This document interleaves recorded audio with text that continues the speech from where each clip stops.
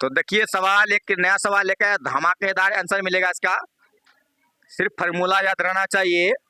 ये class 9th का सवाल है। एक समबाहु त्रिभुज का क्षेत्रफल निकाले जिसका परिमाप 60 सेंटीमीटर है।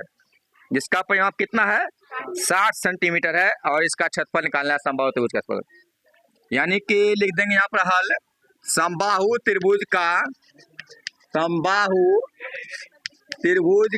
परिमाप बराबर पहले लिखेंगे।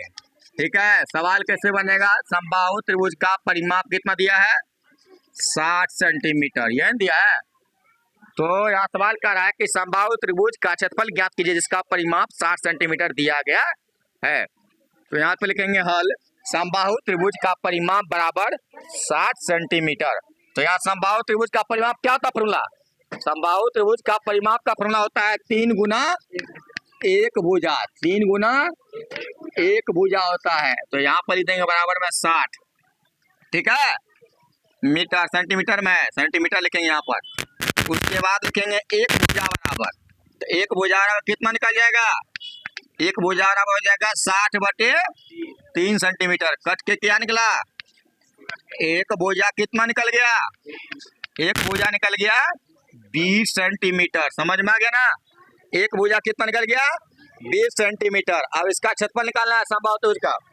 यहाँ लिखेंगे समबाहु त्रिभुज का क्षेत्रफल बराबर, समबाहु त्रिभुज का क्षेत्रफल क्या होता है? फॉर्मूला √3/4 गुना भुजा स्क्वायर, यानी भुजा गुना भुजा।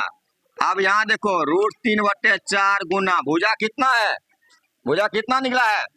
20। यहाँ लिख देंगे 20 का स्क्वायर।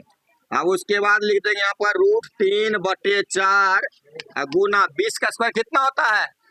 400। 20 का स्क्वायर 400, या ऐसे भी लिख सकते हैं 20 गुना 20। अब काटो, 4 कम 4, 100 मरतबे कट जाएगा। यानी कि 100 को अगर √3 से गुना करेंगे कितना हो जाएगा? 100√3 सेंटीमीटर स्क्वायर। 100√3 सेंटीमीटर स्क्वायर हो जाएगा समबाहु त्रिभुज का क्षेत्रफल। समझ में आ गया ना? ऐसे मिलता है। समझ में आ गया? धन्यवाद।